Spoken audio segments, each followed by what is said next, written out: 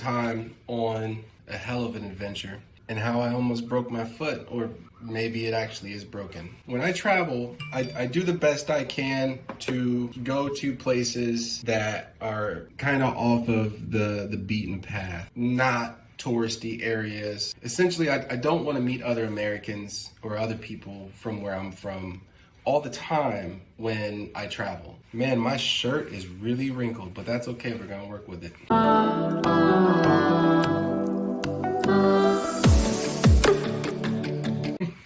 Anyways, it's been in the suitcase, so whatever. I took a trip to Barahona. It was absolutely amazing, such a surreal experience. The water was beautiful, the beaches were beautiful, the views were beautiful, everything was absolutely gorgeous. This place 100% tops that place by far. It's a town called Samana, and I went there for one reason and one reason only. I wanted to jump off of the waterfall. The pictures of the waterfall, I mean, just don't do it justice, but they were enough to send me to that location to really experience what it was about. Now, with that being said, I looked at pictures. I didn't read any forums. I didn't read any discussions about the place. I seen the pictures and I said, I'm going. Let's make it happen. I didn't plan it. I literally met a woman the day before and we were having conversation and I was telling her I'm planning to go to Samana. And she said, well, guess what? I'll go with you. I said, perfect. Her English is absolutely amazing. I don't speak a lot of Spanish, so I could have used that type of help. But more or less, I wanted the emergency, feedback in case something bad happened to me. I didn't want to go alone, so it worked out perfect. And she said, well, hey, I'm gonna bring a friend. We'll just make a day of it. I said, perfect, let's go. Her name is, hope she doesn't mind if I say it, her name is Molly. Hello, and her friend Lynn. Thank you guys for going with me. I really appreciate it. I enjoyed the company. I enjoyed the experience, and I hope you guys did as well. The waterfall of Samana. Number one, when we arrived, we stopped and we got some food at a restaurant. I don't remember the name of the restaurant. It's literally on the right-hand side as you're heading up the hill to the parking for the waterfall trail. A very, very, very nice lady greeted us in the parking lot. I don't remember her name, but she owned a farmstead or village, if you will.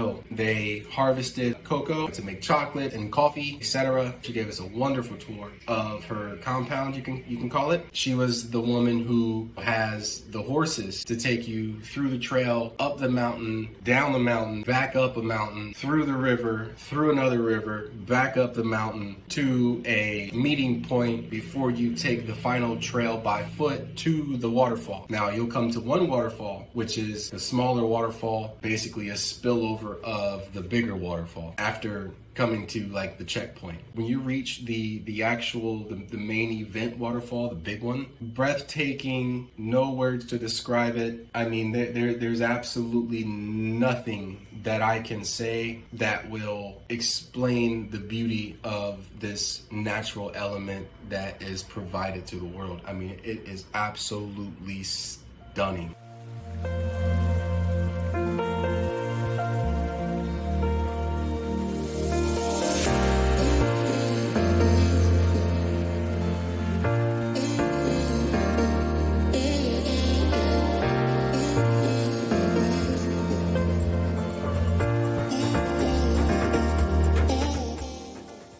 There's just really no words to explain how beautiful this place is. Let's talk about how I about broke my foot. When we met the woman who has the horses, everything was good. It's 500 pesos per person to take the horse up through the trail.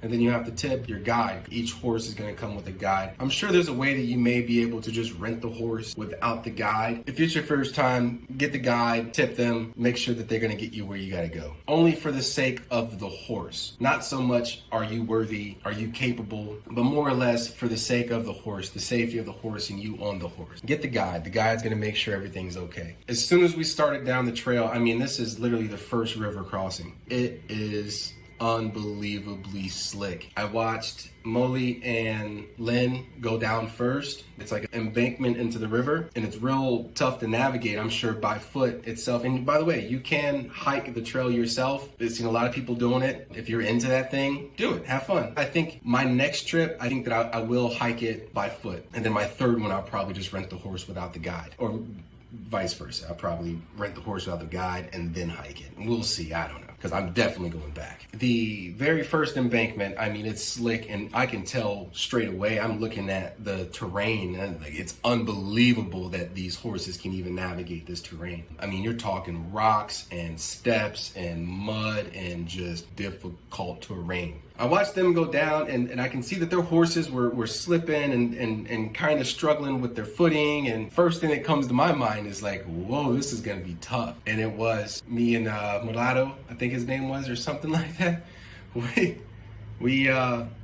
We started down the embankment and then boom, he lost his foot up front and he couldn't recover. Something happened and he kind of just buckled in. I felt, you know, his chin through the harness and the saddle hit the bottom, you know, the bed of, you know, the rock formation there.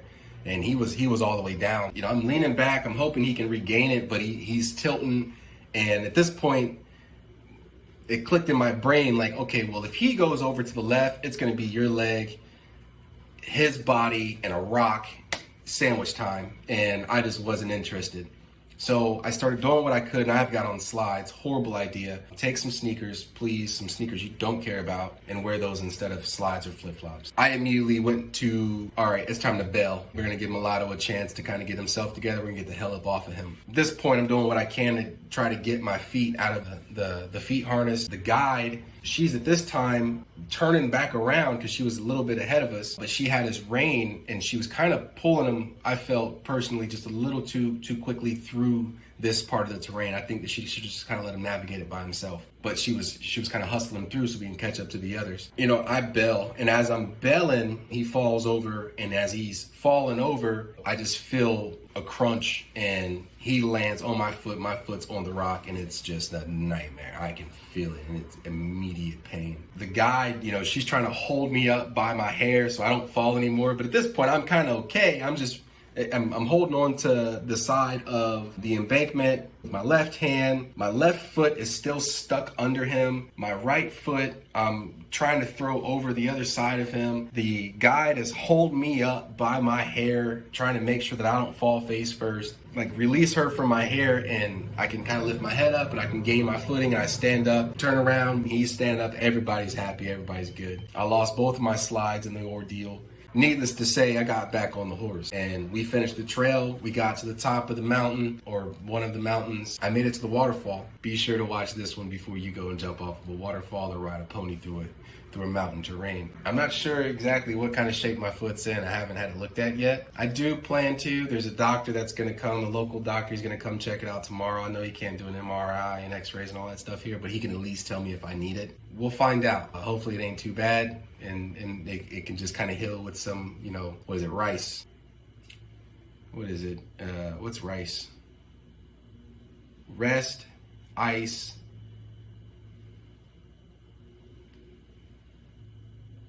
compression, and elevate. There you go. So hopefully with just a little bit of rice protocol, I can get my foot back to good health in a few days. But we'll see, you know. Thanks for watching.